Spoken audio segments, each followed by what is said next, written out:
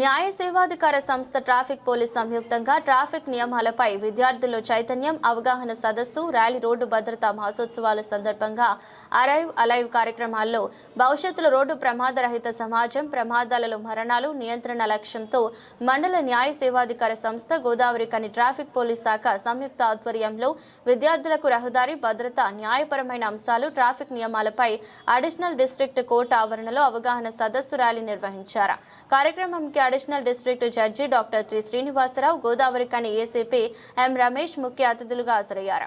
ఈ సందర్భంగా నిర్వహించిన అవగాహన సదస్సులో జడ్జి మాట్లాడుతూ ట్రాఫిక్ నియమాలు పాటించడం వల్ల ప్రమాదాలను ఎలా నివారించవచ్చు, హెల్మెట్ సీట్ బెల్ట్ వినియోగం ప్రాధాన్యత, డ్రంక్ అండ్ డ్రైవ్, మైనర్లు వాహనాలు నడపడం సమస్యలపై విద్యార్థులకు స్పష్టంగా వివరించారు. జడ్జి పోలీస్ అధికారులతో కలిసి జెండా ఊపి అడిషనల్ డిస్ట్రిక్ట్ కోర్టు నుండి గాంధీ చౌక్ వరకు విద్యార్థులతో ర్యాలీ చేపట్టారు. రోడ్డు ప్రమాదాలను తగ్గించడమే లక్ష్యంగా అవగాహన కార్యక్రమాలు నిర్వహించడం జరుగుతుందన్నారు. ఒక ప్రపంచ యుద్ధం లోపల ఎంతమంది చనిపోయారు? ఫస్ట్ ప్రపంచ యుద్ధం కానీ సెకండ్ ప్రపంచ యుద్ధం కానీ తెలియకుండా ఇప్పుడు మీరు మీ అందరి దగ్గర సెల్ ఫోన్లు ఉన్నాయి నాకు తెలుసు. ఒక్కసారి గూగుల్ చేయండి. ఏమని గూగుల్ చేశారంటే ఫస్ట్ వరల్డ్ వార్లో కానీ సెకండ్ వరల్డ్ వార్లో కానీ ఎంతమంది చనిపోయినారు.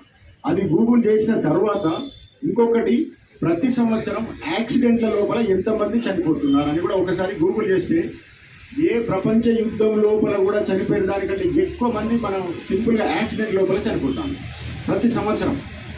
అంటే మనకు మొన్న ఈ కార్గిల్ వార్ వచ్చింది, లేకుంటే ఇజ్రాయెల్ మధ్యలో యుద్ధం వస్తుంది, అవన్నీ చదువుతాం, అవన్నీ చాలా ఇంట్రెస్టింగ్గా చదువుతారు. కానీ ఒక రోడ్ యాక్సిడెంట్ అంటే రోడ్ యాక్సిడెంటా అని మనం అది చూసి చూడకుండా పక్కకు పడి వెళ్ళిపోతాం. అంటే ఒక మనిషి మన కుటుంబం నుంచి మాయమైతే ఎంత బాధ ఉంటుంది అనేది ఆ కుటుంబం మాత్రమే తెలుసు. ఇదన్నీ కూడా ఎట్లా జరుగుతాయి అంటే చాలా సింపుల్ రీజన్స్ తోటి జరుగుతాయి.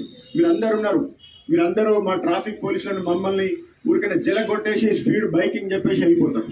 మీరందరూ ఆ పిల్లలందరూ కూడా ఆడ ట్రాఫిక్ పోలీస్ చెక్ చేశానంటే పక్కన పడి స్పీడ్గా వెళ్ళిపోతారు. మీరు కూడా దాన్ని హీరోయిజం లాగా చూస్తారు, అవునా కాదా? కానీ అది హీరోయిజం కాదు. అది ఏంటి అంటే అది ప్రమాదం.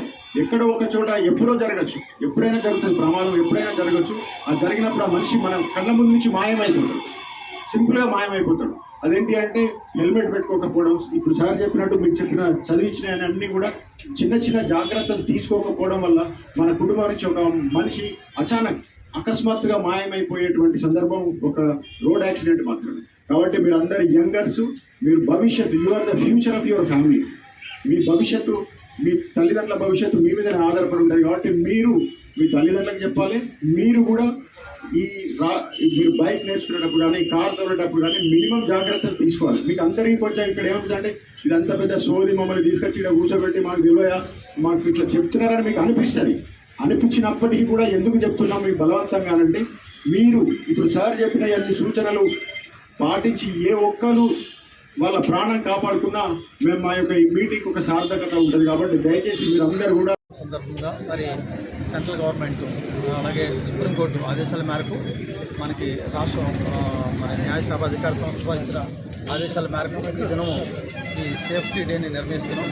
ఈ దినము విద్యార్థులకి రోడ్డు భద్రత ఎలా పాటించాలి, అలాగే డాక్యుమెంట్స్ లేకుండా వెహికల్ తీయడానికి వీల్లేదు, లైసెన్సు, ఇన్సూరెన్సు, అలాగే ట్రాఫిక్ రూల్స్ పాటించడము, వీటన్నిటి గురించి వాళ్ళకి అవగాహన కలిగించడం జరిగింది.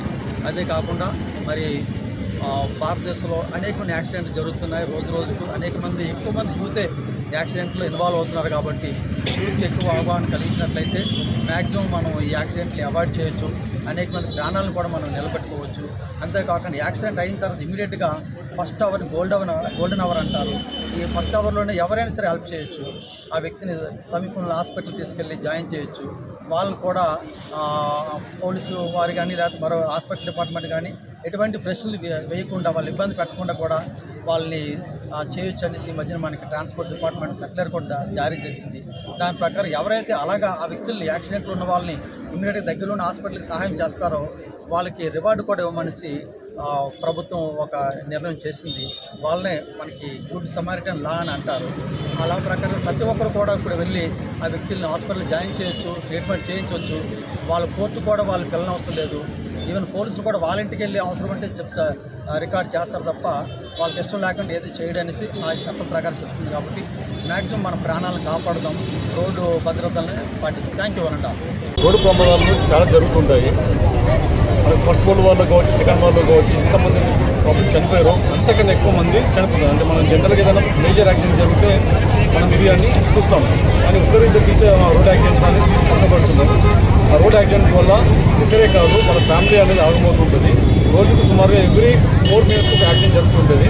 దీన్ని దృష్టిలో ఉంచుకొని సెంట్రల్ గవర్నమెంట్ వాళ్ళు అలైవ్ అరవ్ అనే ప్రోగ్రామ్ కండక్ట్ చేయడం జరిగింది. దీని యొక్క మెయిన్ ఉద్దేశం ఏంటంటే రోడ్డు పైన యాక్సిడెంట్స్ను నిర్మూలించాలి. ప్రతి ఒక్కరికి ట్రాఫిక్ రూల్స్ అనేది తెలియాలి.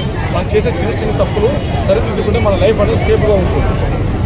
అది మెయిన్గా హెల్మెట్ ప్రతి ఒక్కరికి ఉంటుంది, కానీ హెల్మెట్ అనేది ధరించారు వాళ్ళు.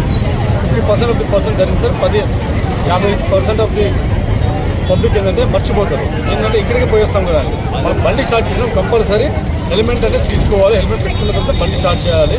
మన గురించి మన ఫ్యామిలీ అనేది ఎదురు చూస్తారు. మన ఇంట్లో నుండి ఎంతసేపు అయితే బయటకు వెళ్ళామో అంతసేపు మనం తిరిగి రావాలి. ఒకటి. రెండోది సెల్ ఫోన్ డ్రైవింగ్. ఫోన్ వచ్చినప్పుడు ఒక క్షణం ఆగి మాట్లాడాలి. మన ఫోన్ ఎత్తడం పోవడం వల్ల జరిగేది ఏమీ లేదు, జస్ట్ మనకు ఇన్ఫర్మేషన్ అనేది లేకపోతుంది. కానీ మీరు బండి నడుపుకుంటూ ఫోన్ నడిపిస్తే ఎదుటి వాళ్ళు ఎవరైనా వచ్చా అంటే మన మైండ్ అనేది ఒకటే పని చేస్తాం, 2 పనులు చేయదు. మనం సెల్ ఫోన్ ఇట్లా మాట్లాడుకుని చేస్తే ఎదుటి వాళ్ళకి యాక్సిడెంట్ కావచ్చు, మనకు కావచ్చు. దీనివల్ల యాక్సిడెంట్స్ అనేది పెరుగుతాయి. యాక్సిడెంట్స్ అనేది మెయిన్గా cell phone driving, over speed, drunk and drive without helmet, plus negligence అన్ని ప్రతి ఒక్క టెక్నికల్ వల్ల చాలా తక్కువ జరుగుతుంది యాక్సిడెంట్స్.